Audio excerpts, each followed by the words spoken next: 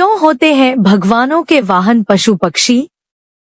भगवानों के साथ जानवरों को जोड़ने के पीछे कई सारे कारण हैं। संसार के किसी भी मंदिर में जाइए, किसी भी भगवान को देखिए, सामान्य रूप से जुड़ी हुई एक चीज देखने को मिलती है, वह है उनके पशु पक्षी रूपी वाहन। लगभग सभी भगवान के वाहन पशुओं और पक्षियों को ही बनाया गया है।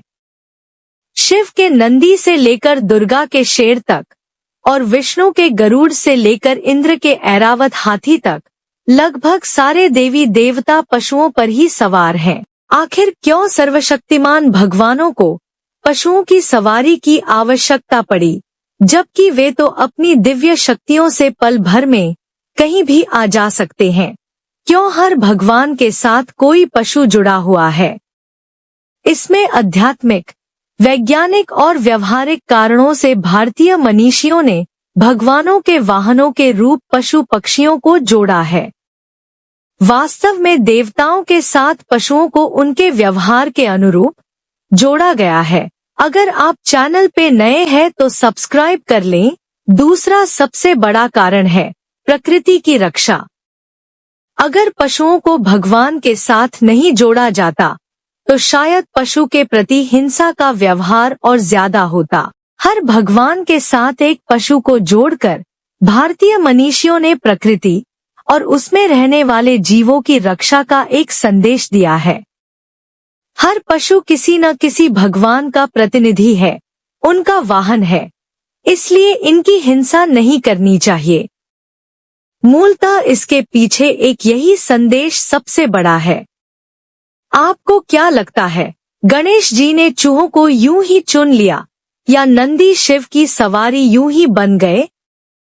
भगवानों ने अपनी सवारी बहुत ही विशेष रूप से चुनी। यहाँ तक कि उनके वाहन उनकी चारित्रिक विशेषताओं को भी बताते हैं। भगवान गणेश और मूषक। गणेश जी का वाहन है मूषक। मूषक शब्द संस्कृत के मूष से बना है, जिसका अर्थ है लूटना या चुराना। सांकेतिक रूप से मनुष्य का दिमाग मूषक, चुराने वाले यानी चूहे जैसा ही होता है। यह स्वार्थ भाव से घिरा होता है। गणेश जी का चूहे पर बैठना इस बात का संकेत है कि उन्होंने स्वार्थ पर विजय पाई है और जन कल्याण के भाव को अपने भीतर जागृत किया है। शिव और नंदी जैसे शिव भोले भाले, सीधे चलने वाले, लेकिन कभी कभी भयंकर क्रोध करने वाले देवता हैं, तो उनका वाहन है नंदी बैल। संकेतों की भाषा में बैल शक्ति, आस्था व भरोसे का प्रतीक होता है। इसके अतिरिक्त भगवान के शिव का चरित्र मोह माया और भौतिक इच्छाओं से परे रहने वाला बताया गया है। सांकेतिक भाषा में बैल यानी नंदी इन विशेषताओं को पूरी तरह चरितार्थ करते हैं, इसलिए शिव का वाहन नंदी है। कार्तिकेय और मयूर। कार्तिकेय का वाहन है मयूर। एक कथा के अनुसार यह वाहन उनको भगवान विष्णु से भेंट में मिला था। भगवान विष्णु ने कार्तिकेय की साधक क्षमताओं को देखकर उन्हें यह वाहन दिया था, जिसका सांकेतिक अर्थ था कि अपने चंचल मन रूपी मयूर को कार्तिकेय ने साध लिया है। वहीं एक अन्य कथा में इसे दंभ के नाशक के तौर पर कार्तिकेय के साथ बताया गया है। माँ दुर्गा और उनका शेर। दुर्गा तेज, शक्ति और सामर्थ्य का प्रतीक है, तो उनके 7 सिंह है। शेर प्रतीक है क्रूरता, आक्रामकता और शौर्य का। यह तीनों विशेषताएं माँ दुर्गा के आचरण में भी देखने को मिलती है। यह भी रोचक है कि शेर की दहाड़ को माँ दुर्गा की ध्वनि ही माना जाता है, जिसके आगे संसार की बाकी सभी आवाजें कमजोर लगती हैं। माँ सरस्वती और हंस।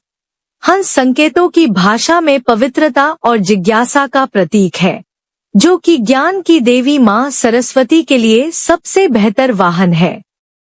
माँ सरस्वती का हंस पर विराजमान होना यह बताता है कि ज्ञान से ही जिज्ञासा को शांत किया जा सकता है और पवित्रता को जस का तस रखा जा सकता है। भगवान विष्णु और गरुड़ प्रतीक हैं दिव्य शक्तियों और अधिकार के।